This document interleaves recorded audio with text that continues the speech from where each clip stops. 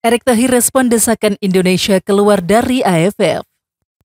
Sinteyong tugaskan sosok paling dipercaya pimpin timnas Indonesia. Sinteyong tidak jamin dua pemain Persija bela timnas U23 Indonesia. Indra Safri beberkan komposisi timnas U24 Indonesia.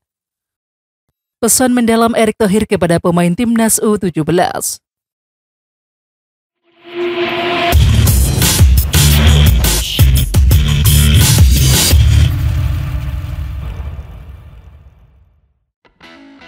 Ketua Umum PSSI Erick Thohir merespon desakan Indonesia keluar dari kegiatan AFF. Erick Thohir memahami kegeraman supporter dan juga sejumlah pihak terhadap AFF. Namun PSSI dikatakan Erick Thohir lebih ingin fokus membenahi jadwal hingga timnas Indonesia bisa bermain tanpa hambatan pemanggilan pemain. Itu kan dorongan daripada sahabat supporter dan publik. Tetapi kalau kami di PSSI, kita ingin mensinkronisasi jadwal timnas, liga dan internasional, ucap Erick Thohir. Bila mana kita merasa jumlah pemain kita tidak cukup dan juga jadwalnya terlalu padat, ya bukan tidak mungkin kita juga bisa mengurangi pertandingan-pertandingan yang tidak sesuai dengan kalender FIFA. Tapi masih terlalu dini, ujar Erick Thohir. Winger timnas U23 Indonesia Irfan Jauhari harus absen panjang untuk melakukan pemulihan cedera. Cedera Irfan didapatkan saat bermain dengan skuad Garuda Muda di babak penyisihan grup B Piala AFF U23 2023 saat melawan Malaysia Jumat 18 Agustus.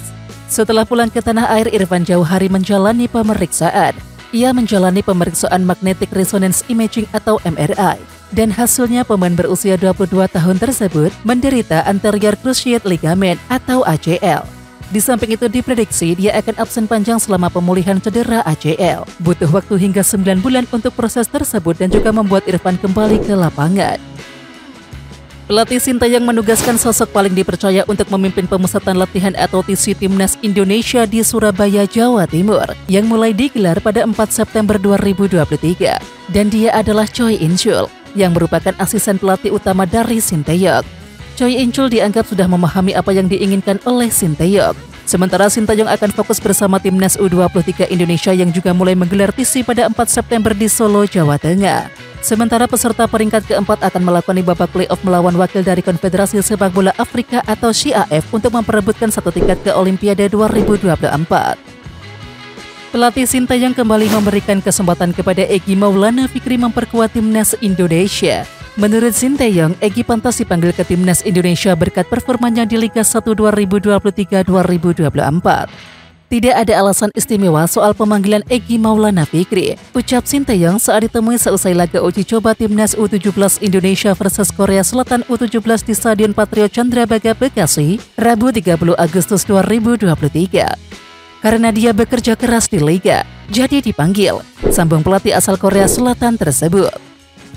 Pelatih Sinteyong mengisyaratkan tidak menjamin dua pemain Persija Jakarta yakni Aji Kusuma dan juga Akbar Arjunsyah membela timnas U23 Indonesia untuk kualifikasi Piala Asia U23 2024. Sinteyong ingin lebih dulu melihat kualitas Aji Kusuma dan juga Akbar Arjunsyah dalam pemusatan latihan atau TC. Dua pemain ini belum bermain dengan maksimal bersama Persija Jakarta di Liga 1 2023-2024. Aji Kusuma yang beroperasi sebagai penyerang masih mengalami paceklik gol di Liga 1.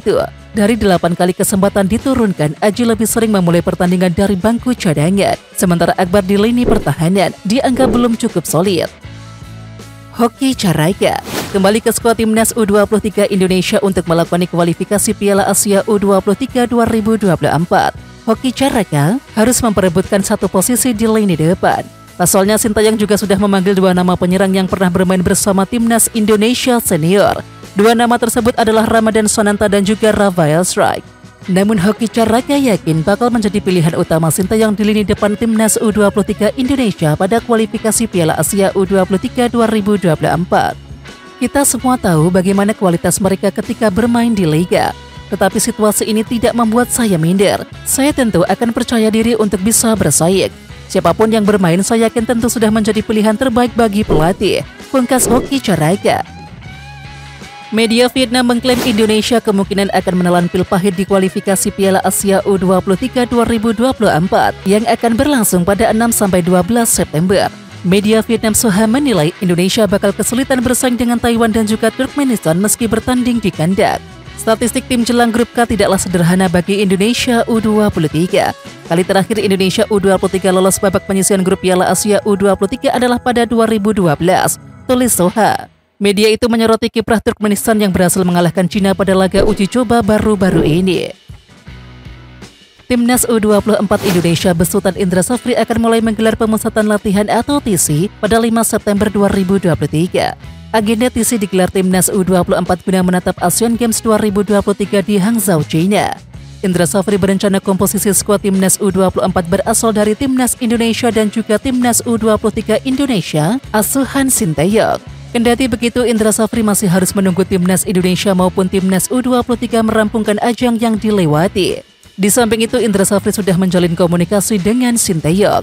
Saya sudah koordinasi dengan Sinteyong di tanggal 8 September. Ada 21 pemain yang akan bergabung dari Timnas Indonesia.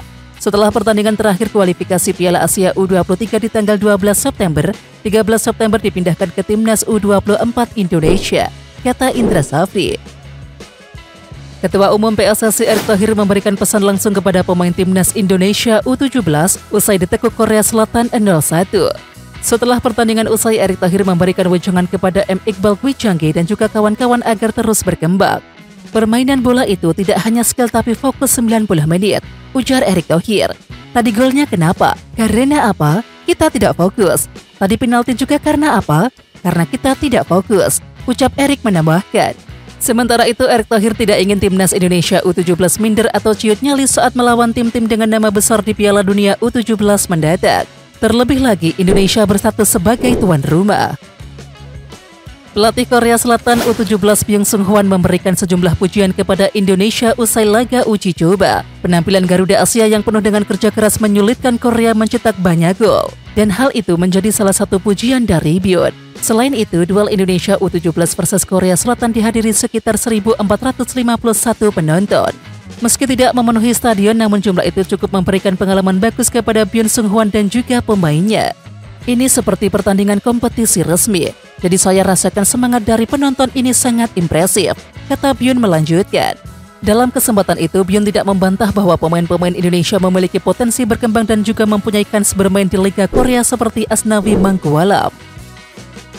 Ji Da-bin menampilkan permainan apik dalam laga Timnas Indonesia U17 versus Timnas Korea Selatan U17. Darah Indonesia Korea yang mengalir di tubuh Ji Da-bin menjadi begitu spesial bagi pemain binaan Asiop tersebut.